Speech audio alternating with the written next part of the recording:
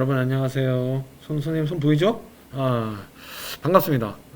온라인으로 떠나는 지질화석 탐사 강원 고생대 국가지질공원 영월지역 지질명소 그 중에서 가장 대표적인 청룡포 지역을 여러분들과 함께 탐사할 강원지구학교세연구의 동해광역고등학교 허준혁 선생님입니다.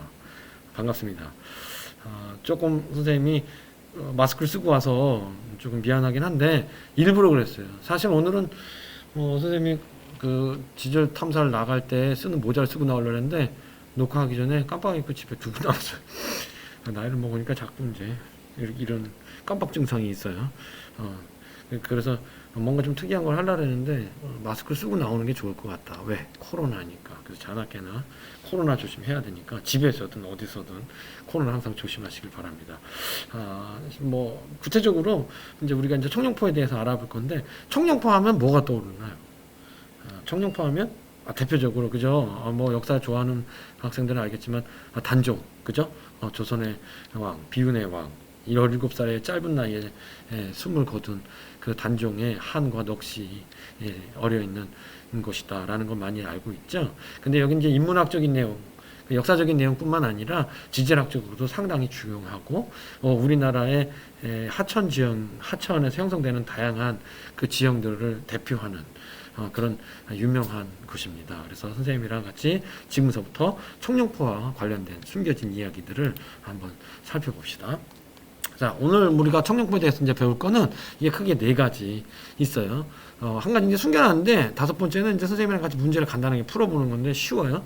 그래서 이제 청룡포에 대해서 간단하게 여러분한테 소개할 것이고, 두 번째는 그 청룡포 주변에 일어나는 그 형성된 다양한 하천 주변의 그 지형들이 어떻게 만들어지는지에 대해서 알아볼 것이고, 그 하천에 의해서 즉 이제 그 청룡포 주변을 따라 흐르는 강이 서강인데 그 서강이 지나가면서 서강의 물줄기가 변경된 적이 있었어요. 그 흔적이 남아 있거든요. 그 남아 있는 흔적을 우리가 이제 구하도 옛날에 물이 흘렀던 길이다. 그래서 이제 옛길, 물의 옛길, 그것의 그 흔적이 어떻게 남아있는지 알아보고, 마지막으로는 지질학 탐사잖아요. 그죠? 그래서 만약에 이 역사 탐사를 하려면 단종과 청룡포를 먼저 얘기하지만, 우리는 이제, 그 과학적인 내용을 먼저 이야기해야 되니까, 단종과 청룡포에 대한 이야기를 선생님이랑 함께 간단하게 살펴보고, 이제 오늘 수업을 마무리하는 것으로 하겠습니다. 자, 청룡포에 대해서 이제 얘기할 건데, 청룡포가 어디에 있을까? 청룡포가 왜 유명할까? 일종의 이제 그 학습 목표인데 어디에 있는지는 학습 목표는 아니고, 그죠? 강원도 친구들이니까 다 영월에 있는 건 알 테고, 청룡포가 왜 유명한지, 청룡포가 왜 사람들이 많이 찾는지에 대해서 오늘 수업을 하게 되면 정확하게 이해를 할 것 같아요. 자, 여기 이제 청룡포에 대한 이야기를 하기 전에 기본적으로 우리가 알고 넘어가면 그 청룡포 주변에서 예전에 무슨 일이 일어났었는지, 청룡포 주변의 그 멋진 경치가 어떻게 만들어졌는지를 우리가 이해할 수가 있어요. 그 이해하는 것 중에 가장 기본적인 것들을 이제 선생님이랑 같이 확인을 해보고 갑시다. 하천이 상류에서 하류로 가면서 여러 가지 변화가 생기는데, 그런 변화가 과연 어떻게 생길까요?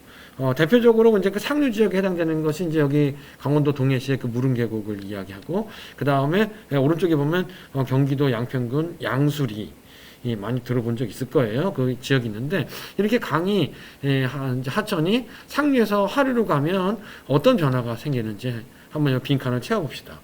첫 번째로 유량을 보면 물의 양이죠. 그 유량은 어떻게 될까요? 상류에서 하류로 가면. 그죠? 아까 이제 무릉 계곡에서 물이 쫄쫄쫄 흐르는데 지금 양수를 보니까 배도 띄워지잖아요. 그죠? 그 유량은 어떻게 된다? 증가한다. 그럼 강의 폭은? 하천의 폭은 어떻게 될까? 그렇지. 증가하죠. 그 다음에 그 하천이 이루는 경사도, 하천이 흐르는 물길의 경사도는 어떻게 될까요? 그렇죠. 감소해요. 완만해집니다. 그래서 감소하니까 물의 흐르는 속도가 어떨까요? 천천히 흐르게 됩니다. 폭이 넓고 경사도가 완만해지기 때문에. 그럼 퇴적물의 크기는? 물론 이 퇴적물의 크기를 결정하는 요인은 여러 가지 요인들이 있지만, 비교적 하류 쪽으로 갈수록 상류 쪽보다 퇴적물의 크기는 줄어듭니다. 또 마찬가지로 그 퇴적물의 둥근 정도, 좀 깎여서 둥근 정도, 그거는 하류 쪽으로 갈수록 많이 흘러갔기 때문에 둥근 정도는 어떨까요? 둥글둥글하다. 그 둥글둥글할수록 원마도는 증가한다고 합니다. 이해하시겠죠? 자, 그럼 두 번째로 하천이 굽이쳐서 흐를 때, 이제 공류할 때, 그러니까 유속이 달라집니다. 일반적으로 똑바로 흘러가는 경우는 상관이 없는데 똑바로 흘러가지 않고 굽이쳐서 흘러갈 때, 지금 여기 이제 이것이 이제 이 그림이 청룡포 그림인데 이렇게 또 위쪽에서 이렇게 내려오는 거, 여기서부터 이렇게 흘러가거든요. 오른쪽에서 왼쪽으로 흘러가는데 이렇게 쭉 굽이쳐서 흘러가는 이제 그 하천류를 우리가 이제 공류 혹은 사행천 이렇게 이제 뱀처럼 이렇게 굽이친다 해서 흐르는 거를 이렇게 얘기하는데 유속이 이렇게 굽이치는 그 공류에서는 유속이 달라요. 네. 유속이 어디가 빠를까요? 네. 유속이 어디가 빠를까요? 유속이 빠른 곳은 바로 이 공류의 바깥쪽 부분이 유속이 빠릅니다. 반면에 공류의 안쪽 부분은 유속이 느리게 되죠. 왜 그럴까요? 같이 물이 흐를 때, 그렇지, 원심력 영향을 받으니까 이렇게 흘러가는 겁니다. 그러니까 유속이 따라서 어떤 차이가 날까요? 그렇죠. 물이 흘러가면서 그 주변 지역에 영향을 미치는데 유속이 느린 곳에서는 퇴적물들이 물에 의해서 운반되는 퇴적물들이 느리니까 유속이 느리니까 안쪽 부분에 많이 퇴적이 되고 바깥쪽 부분은 빠른 물에 의해서 운반되어 온 퇴적물들에 의해서 바깥쪽 부분 많이 깎이는 그런 현상이 일어납니다. 그래서 유속은 하천 공류의 바깥쪽이 빠르고 안쪽이 느리고 유속이 빠르면 침식작용이 달라서 바깥쪽 부분은 주로 깎이는 침식작용에 의해서 절벽 같은 것들이 만들어지고 경사가 급한 지형이 형성됩니다. 반면 유속이 느리게 되면 퇴적이 나타나고 그 안쪽에 퇴적지를 만들게 되죠. 또한 청룡포에서 유속에 따른 지형의 모습을 여러분들은 지금 선생님이랑 같이 느껴보시기 바랍니다. 자, 만약 세 번째 이제 우리가 세 번째 기초다지기를 하는데 하천이 흐르는 길이 융기하게 되면 과연 어떤 변화가 일어날까요? 아까 선생님이 이야기한 것처럼 그러니까 하천이 똑바로 흐르게 된다고 그러면 그냥 흘러가면서 그냥 흘러가는 것이 아니겠죠. 그죠? 물이 흘러가면서 이제 운동 에너지가 생길 테고 그 운동 에너지가 주변의 지형에 영향을 미칠 텐데 당연히 그 영향을 미치게 되면 물이 흘러가는 것이 밑으로 흘러가니까 밑부분에 이제 침식작용이나 퇴적작용 같은 것들이 일어나는데 만약 땅이 솟구친다는 거예요. 그죠? 땅이 솟구쳐서 위로 올라가게 되면 결국 어떤 일이 일어날까요?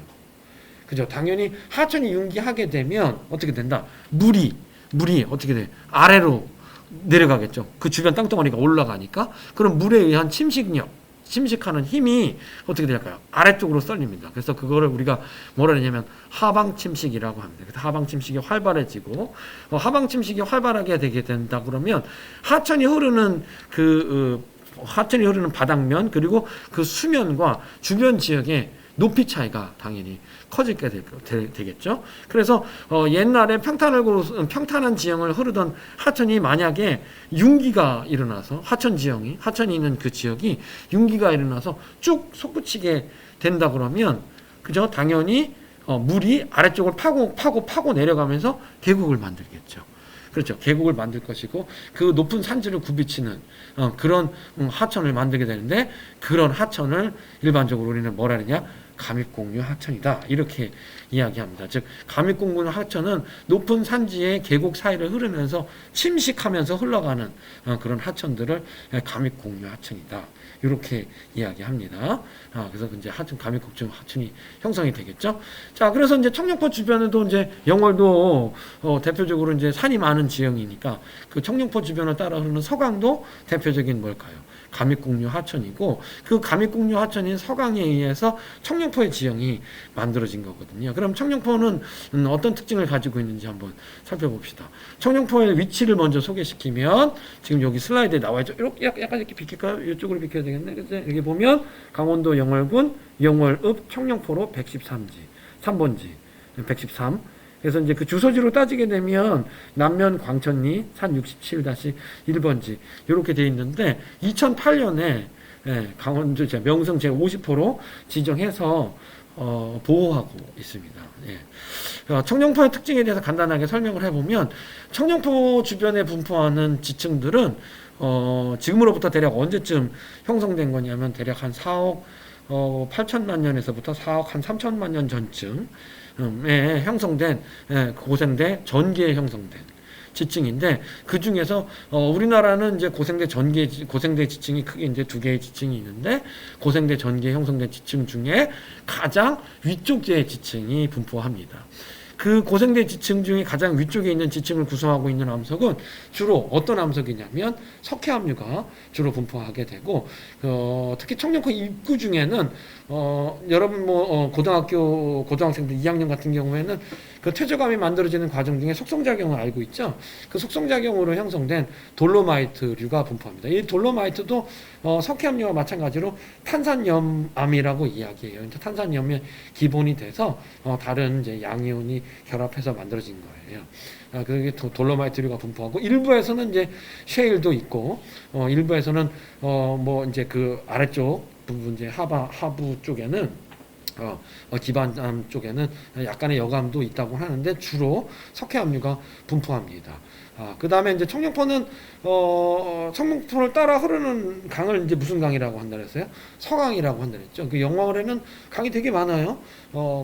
평창강도 흘러가고 주천강도 흘러가고, 요선암 같은 경우는 이제 주천강이죠. 그 다음에 이제 그 한반도 지형 같은 경우는 이제 평창강 흘러가게 되고, 그리고 이제 동강과 서강이 흘러가죠. 이제 어라인 쪽에는 이제 동강이 흘러가는데, 그래서 여기 청룡포 쪽에는 이제 서강이 흘러가거든요. 그래서 그 서강이 영월을 지나가는 그때 이제 이름이라고 해요. 그래서 이제 영월에서는 이제 동강이랑 합류해서 이 동강과 서강이 남한강의 일종의 지류인 거죠. 이 남한강은 다시 아까 우리가 처음에 봤었던 그 양수리에서 북한강과 함께 합쳐져서 본류인 한강으로 합류를 하게 됩니다. 서강은 우리나라의 가장 대표적인 감익공유 하천, 즉 산간지대의 계곡을 따라 흐르면서 침식작용이 활발한 그런 감익공유 하천으로, 그 감익공유에 의해서 이루어진 그 다양한 그 경치가 만들어져 있어요. 그래서 영월의 주요 관광자원으로 활용이 되고 있을 뿐만 아니라 강원도를 대표하는 대표적인 관광지고 명승지 있죠. 또한 하천의 유로 변경 과정에서, 즉 다시 물길의 변경되는 과정에서 우리나라에서 가장 큰 것 같아요, 선생님이 볼 때는. 그래서 우리나라를 대표하는 가장 큰 구하도가 방절리에 있어요. 그래서 그 방절리가 청룡포에서는 보이지 않지만 차를 타고 조금 위쪽으로 올라가게 되면, 영월 쪽으로 가게 되면 그 구하도를 볼 수 있게 됩니다. 마지막으로는 역사 문화적으로 볼 때 조선의 임금, 단종이 조선의 제 몇 대 임금이니까요? 알고 있는 친구들 알죠? 태정, 태세, 문, 단세 할 때 6대 임금입니다. 그래서 그 단정 임금이 개유정난 이후 이제 상황이 되었다가, 그죠? 사육신들에 의해서 폐위가 되고, 그래서 이제 그 유배되었죠. 그래서 유배되었던 그런 장소고, 또한 지질적으로도 역사적으로도 아주 가치가 있는 곳입니다. 네. 그렇다면 이제 청룡포 일대를 지층을 구성하고 있는 암석은 어떤 암석일까요? 이거 이제 그 청룡포 일대 선생님이 이제 그 찍은 그 파노라마 사진인데, 청룡포 일대 구성하고 있는 암석들을 이제 한번 살펴보게 되면, 여기 이제 그 유람선 배를 타고 여기서부터 이렇게 건너가는데, 이쪽에 있는 암석과 그 다음에 이쪽에 있는 암석이 이제 차이가 좀 나요. 근데 사실은 여기가 이제 청룡포인데, 청룡포에 있는 암석이랑 이 바깥쪽에 있는 암석이랑 거의 비슷한 거예요. 아까 앞에서 이야기한 것들을. 근데 실제로 가서 보면 어떤 특징이 있냐면, 요 선착장이 출발한, 여기서 이제 배가 출발한 곳에서 그 부분에 있는 암석들을 보았는데, 요 그림을 보면 어때요? 이 그림을 보면 자세히 보면 여기에 이렇게 거품 같은 것들이 이렇게 보이죠? 그렇죠? 그럼 이거 내가 뭘 뿌린 걸까? 묽은 염산을 뿌린 거예요. 그래서 묽은 염산을 뿌렸는데 기포가 생기잖아요. 그래서 이 생긴 기포가 뭘까요?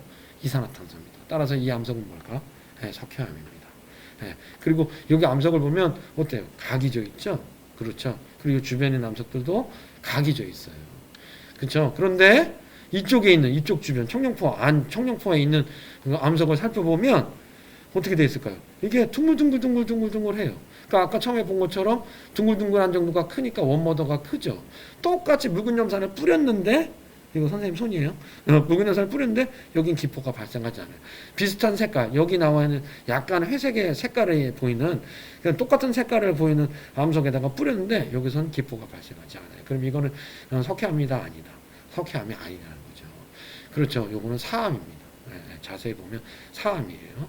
그러면 여기 거의 대부분 다, 청룡포나 그 일대가 대부분 다 탄산염암, 석회암류가 분포한다는데, 그럼 이 돌은 어디서 온 걸까? 당연히 서강이 퍼나른 거예요. 다른 데 있는 돌이죠.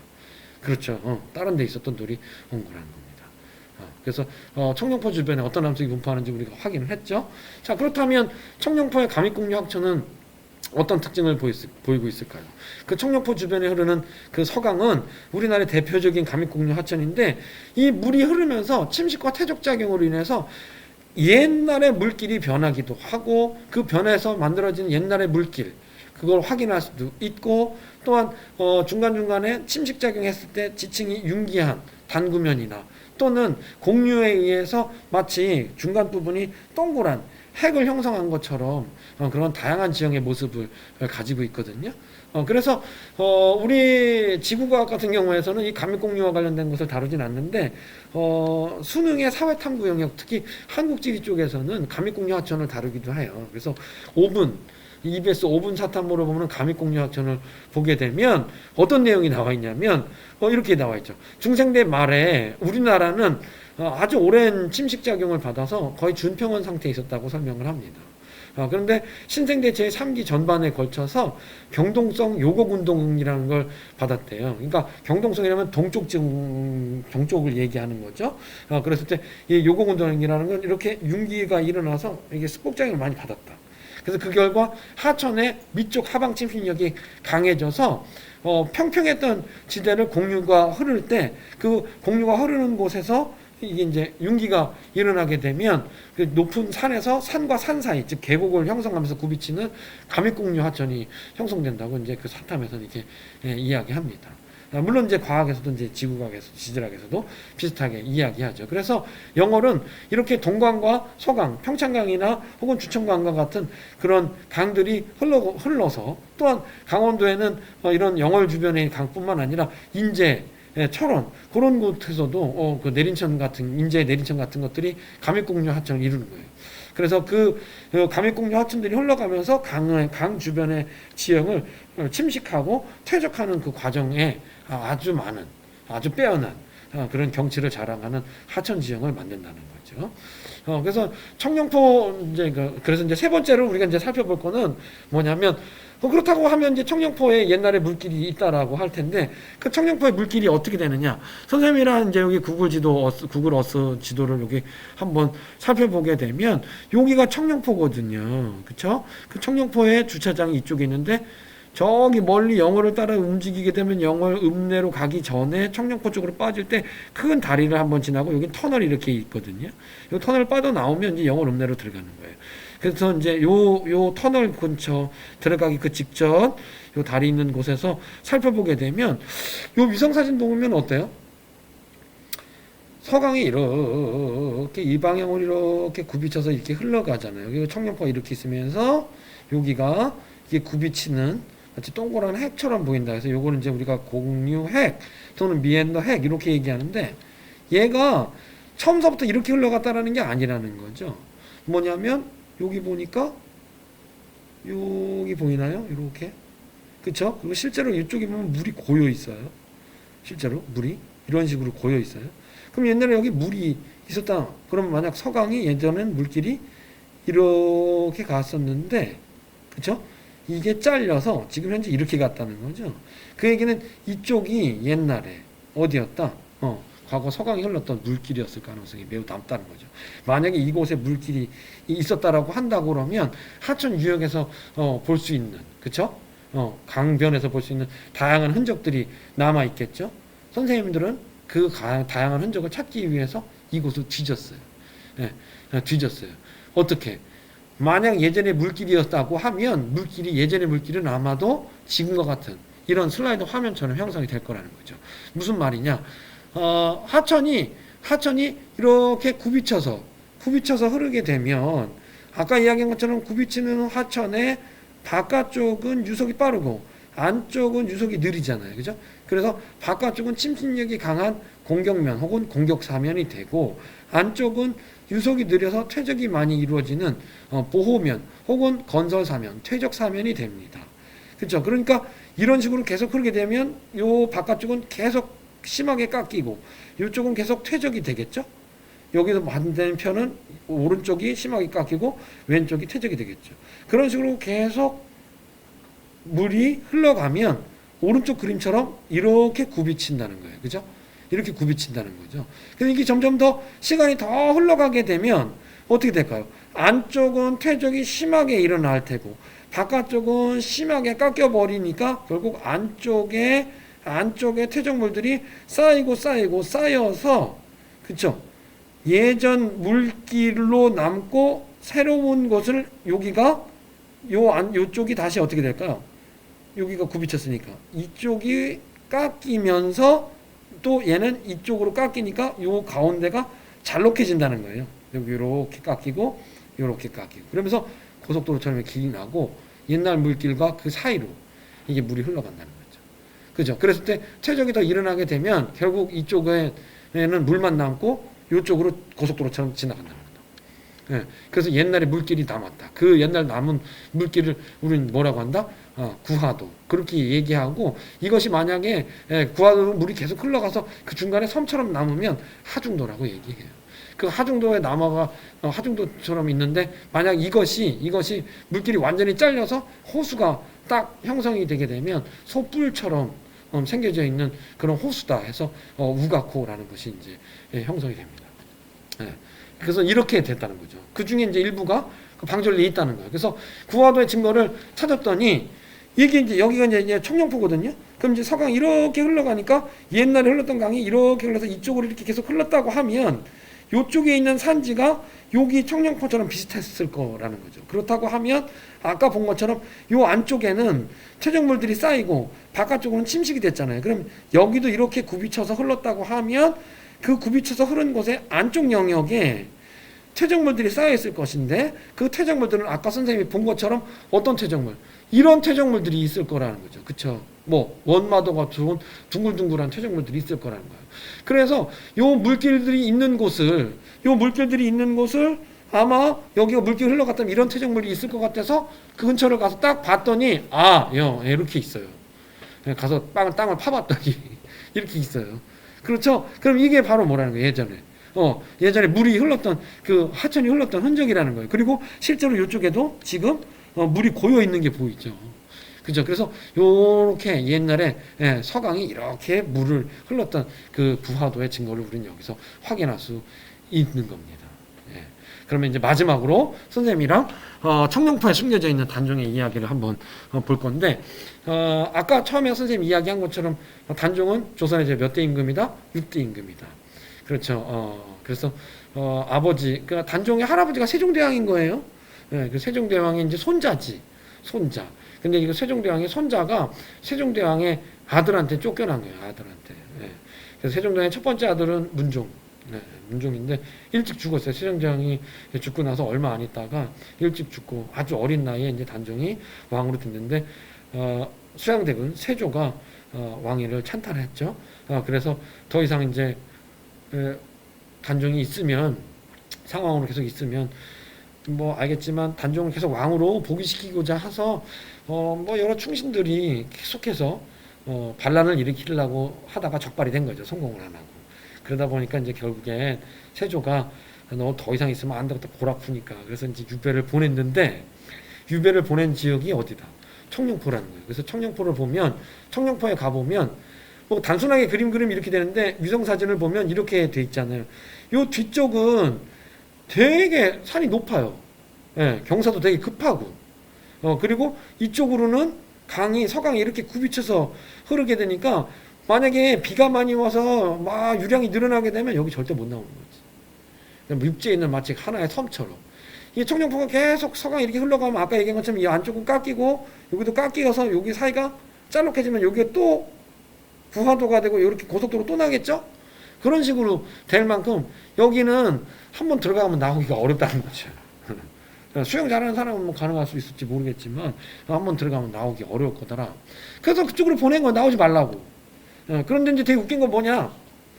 들어갔는데 2달 만에 홍수가 나가지고 단종이 살고 있는 살았던 집, 그건 이제 단종 어소 이렇게 얘기하는데 그게 물에 잠겨. 물에 잠겨. 그래서 물에 잠겨가지고 사는데 2달 만에 영월 읍내 관풍원이라는 데로 왔어요. 그래서 그 관풍원이라는 곳으로 와서 있다가 결국에 이제 사입신들의 난을 일으키고 또 금성대군 금성대군은 뭐냐면 또 세종대왕의 또 다른 6번째 아들인가 그래요. 정확하게 선생님, 과학 선생님에서 기억이 잘 안 나지만 어쨌든 그 금성대군이 또 반란을 일으켜요. 그래서 결국엔 단종이 있으면 계속해서 이런 일이 벌어질 것 같으니까 세조가 죽입니다. 예. 근데 관풍원에서 죽어요. 그러니까 이제 청룡파에서는 한 2달 정도밖에 안 살았대요. 예. 그렇지만 그 2달 동안 그 어린 임금이 얼마나 힘들겠어요. 여러분들보다 나이가 어렸었는데. 그렇죠. 예, 예, 어렸었는데. 물론 17살에 죽었어요. 예, 그래서 결혼도 했었어. 결혼도 했었어. 그 정순왕인가 그래. 근데 결혼도 했었는데 어쨌든 와이프도 보고 싶었을 거고 엄마도 보고 싶었을 거고 그랬을 거 아니야. 근데 혼자서 여기 와서 살라니까 얼마나 쓸쓸해. 비우면 얼마나 무서워. 그지? 그 다음에 그 주변은 다 산으로 둘러싸여 있고. 그러니까 많이 울었겠지. 그 단종에 있었던 여러 가지 흔적들이 이렇게 남아있어요. 대표적인. 그래서 단종에 살던 집을 이제 단종 어소 이렇게 얘기하고.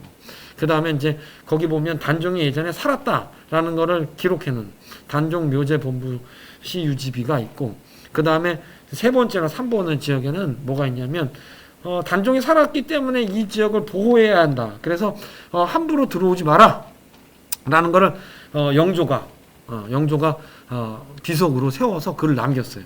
그래서 그거를 이제 뭐라 하냐면 금표비 3번 금표비가 있고, 그 다음에 이제 북쪽 쪽으로 가게 되면 단종 어소에서 약간 동북쪽으로 가게 되면 소나무가 있는데 줄기가 2개로 갈라져 있는 게 있어요.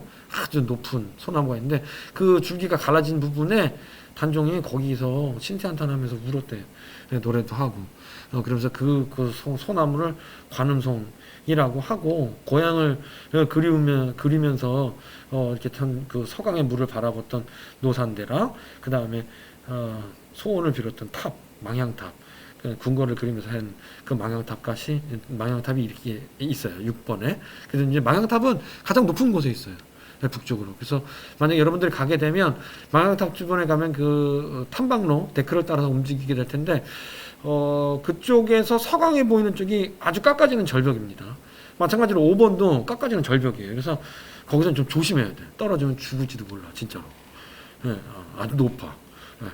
그래서 이제 그 그림들을 좀 살펴보면 요래요. 네, 여기가 이제 단종이 살았던 그 단종 어소고, 여기가 단종이 살았다라는 그 비석을 남긴 유지비에 해당이 되는 곳이고, 그 다음 요게 이제 그 아까 얘기했던 그 단종이 있었다라는 거, 그걸 남기는 거고, 그 다음이 바로 이게 이제 금표비라는 거예요. 그 유명한 금표비, 그 영조가 남긴, 너네 함부로 오지 마, 여기는 내 조상이 살았던 곳이야, 이렇게. 그래서 여기 보호해야 돼 라고 했던 건데, 이 그 금표비 보면 어떻게 골 때려요. 독특해요.